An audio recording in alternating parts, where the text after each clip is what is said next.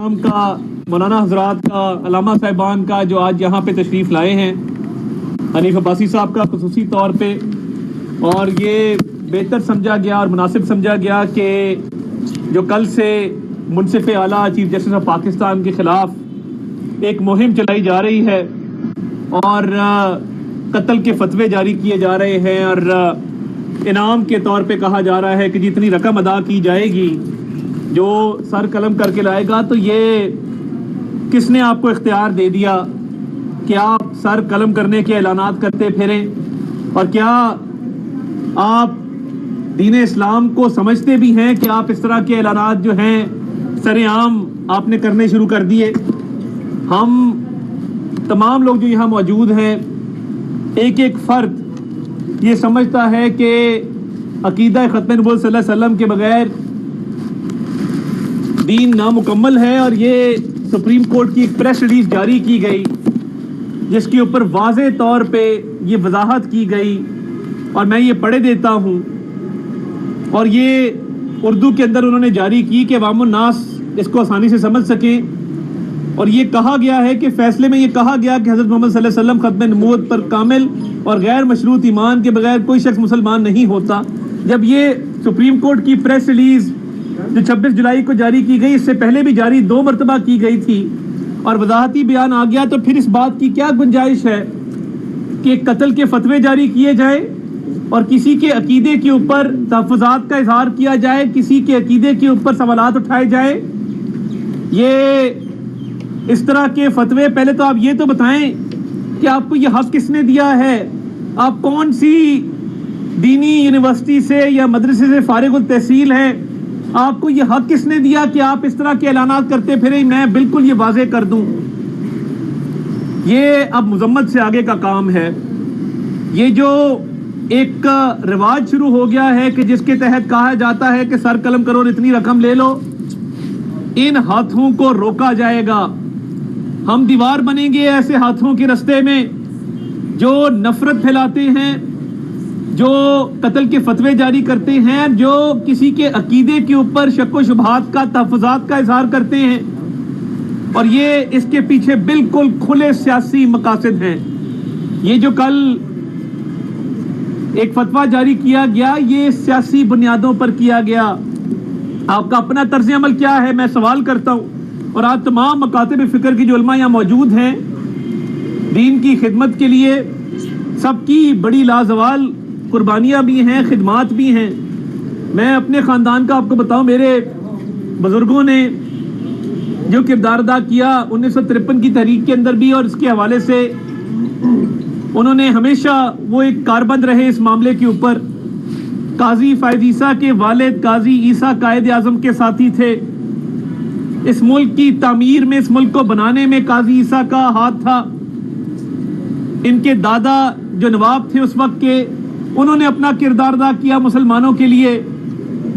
وہ تو تب انگریز کے خلاف جنگ تھی، آپ کبھی اس کی بھی بات کریں، آپ ان خدمات کو بھی سراہیں کہ قاضی عیسیٰ اور قائد اعظم میں جو رفاقت تھی، جو قربت تھی، اور بلوچستان کا صوبہ جو پاکستان میں شامل ہوا پاکستان کے بننے میں، اس میں ان کا کیا کردار تھا۔ اور بغیر تحقیق کے، بغیر وضاحت کو دیکھے ہوئے، بغیر اس پریس ریلیز کو دیکھے ہوئے قانون کو اپنے ہاتھ میں لینا، یہاں پر اتفاق ہوا ہے کہ قانون کو کوئی اپنے ہاتھ میں نہیں لے سکتا۔ قانون جو ہے، قانون جو ہے وہ صرف اور صرف اس کا تحفظ کرنا یہ ریاست کی ذمہ داری ہے، قانون کو نافذ کرنا یہ صرف ریاست کی ذمہ داری ہے۔ تو یہ جو کیا گیا ہے، اس پر FIR بھی درج ہوئی ہے، اور اس کی ہمارے معاشرے کے اندر، ہمارے ملک کے اندر کوئی گنجائش نہیں ہے کہ آپ سیاسی مقاصد کے حصول کے لیے اس طرح کے احکامات صادر فرمائیں جس کا آپ کو حق ہی نہیں ہے۔ اور کیا دین اسلام کے صرف آپ ہی علم بردار ہیں؟ کیا آپ نے باقی سب کو دین اسلام سے خارج کر دیا ہے؟ کیا ہمارا حق نہیں ہے کہ ہم عقیدہ ختم نبوت صلی اللہ علیہ وسلم پر بات کریں، اسلام پر بات کریں؟ یہ صرف آپ کا ہی حق رہ گیا ہے؟ تو یہ جو کیا گیا ہے اس کی سخت ترین الفاظ میں مذمت ہے، اور قانون کسی کو ہاتھ میں لینے کی بالکل اجازت نہیں دی جائے گی. اس کے بارے میں کوئی کسی غلطی میں نہ رہے, اور قانون کو نافذ کرنا, قانون پر عمل درآمد کروانا یہ ریاست کی ذمہ داری ہوتی ہے.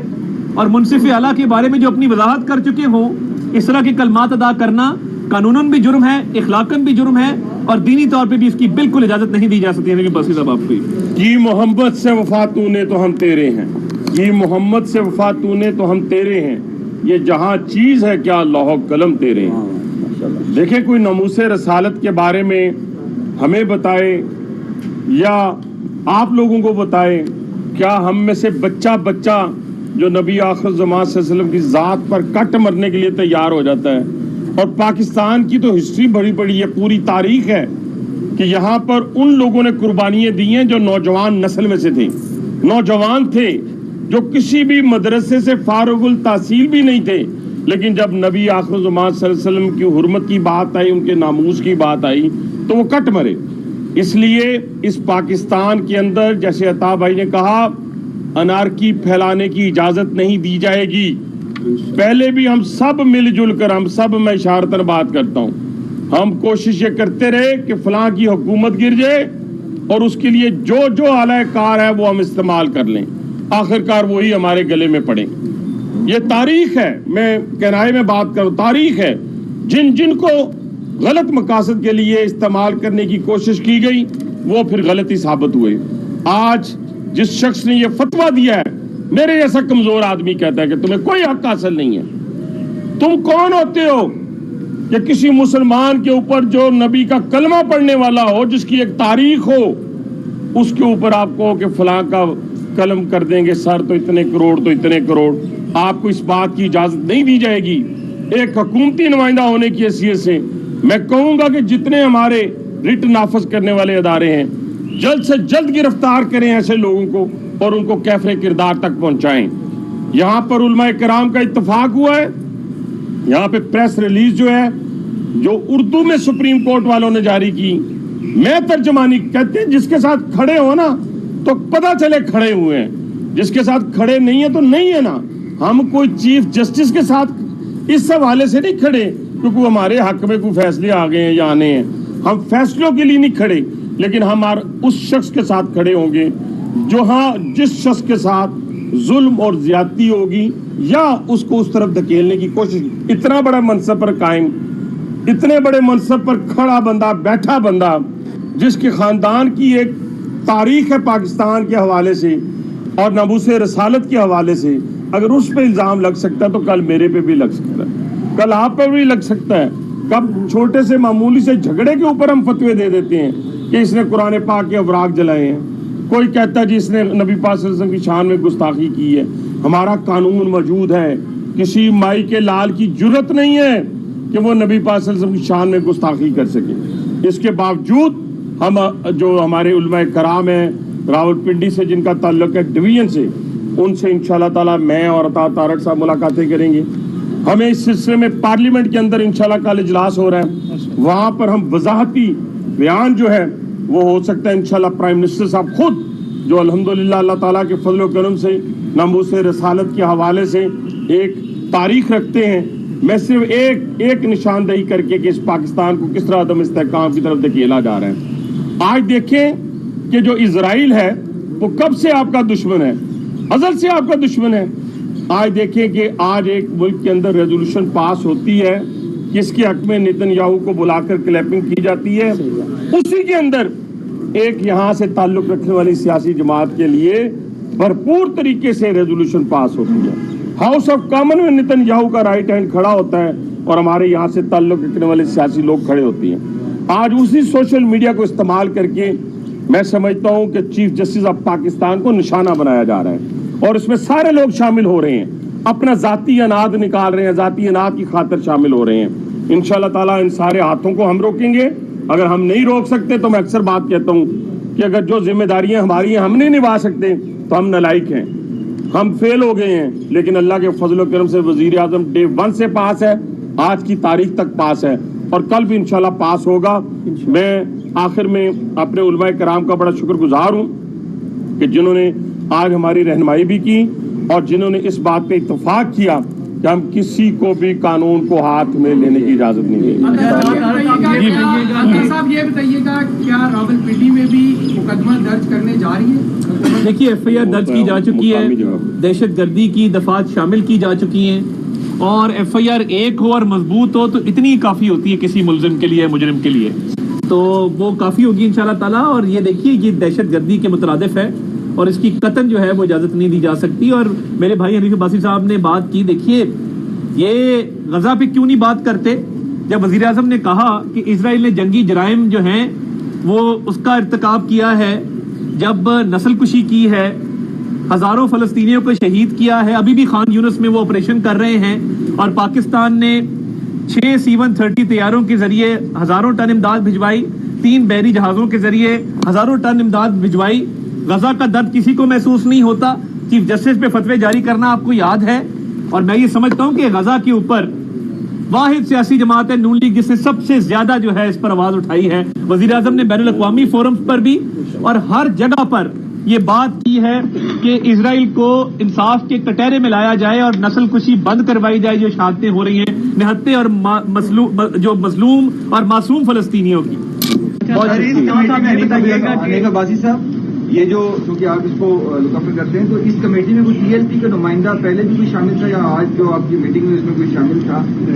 नहीं, पहले भी शामिल नहीं है, कोई शामिल नहीं है। जिला अमन अमन कमिश्नर साहब ने अहम मीटिंग बुलाई, जिसमें मैं अताउल्लाह तारड़ साहब का उलमा की तरफ से अताउल्लाह तारड़ साहब का, जनाब हनीफ अब्बासी साहब का निहायत ममनून हमें खदशात थे इस फैसले के ऊपर, जो मैं आज आपको वाज़ेह करूँ। इस पर मैं हनीफ अब्बासी साहब का ममनून हूँ, अता तारड़ साहब का ममनून हूँ, जो मेरा अपना खदशा था जिसमें मैंने बयानात भी जारी किए थे। चीफ जस्टिस साहब के बयान में हमें इबहाम पाया जा रहा था, जो आज मैंने वाज़ेह तौर पर कह दिया कि सर हमें इस फैसले पे कोई इख्तिलाफ नहीं है, सिर्फ ये मसला है कि वहाँ पर जनाब इंशाअल्लाह गिरफ्तारी कब तक अमल में लाई जा सकती है, और देर आए दुरुस्त आए। रावलपिंडी में आपके बुजुर्ग लाहौर से आते हैं, यहाँ से आते हैं, मुश्किल टाइम आया, आपने हनीफ अब्बासी साहब को लेके आए और उन्होंने खुल खुला के बात की, और ये अच्छी चीज है। लेकिन आप ये बताइएगा गिरफ्तारी कब अमल में ला? देखिए हनीफ अब्बासी साहब तो हमारे बड़े भाई भी हैं और हमारे रूह रवा भी हैं, हम तो इनके पीछे ही हमने जो है वो इनकी इमामत में हम पीछे खड़े हैं इनके, तो वो उन मेहमानों के हवाले से आज टेक्निकल कमेटी आज उनके साथ बैठेगी, कॉल करेगी। देखिए मैं ये समझता हूँ कि गिरफ्तारी जो है वो फिलफौर अमल में लाई जाएगी, कानून हरकत में आएगा। और देखिए ये टेस्ट केस है, अगर इसमें थोड़ी सी भी ढील दिखाई गई फिर किसी की जिंदगी इस मुल्क में महफूज नहीं, और कानून का फिर कोई फायदा नहीं।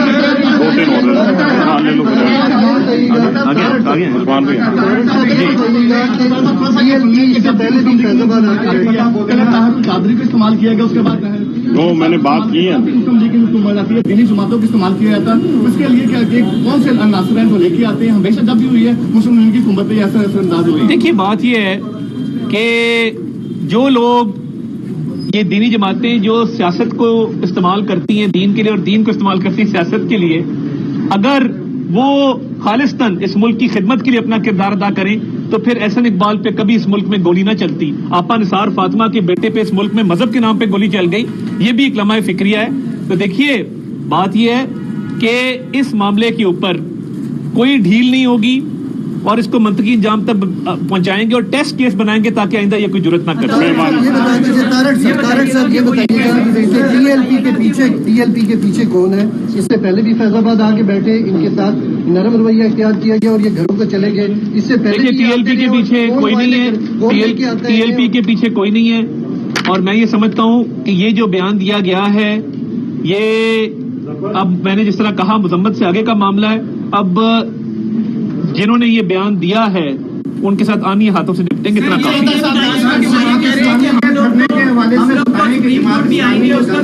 इसकी कतन रेड जोन में कोई एंट्री की इजाजत नहीं है और बिल्कुल कानून हाथ में नहीं लेने दिया जाएगा। देखिए जमात इस्लामी वाले हमारे भाई, अकीदा खत्म नबूवत के बगैर ईमान मुकम्मल नहीं होता। इस्लाम झूठ और इंतशार फैलाने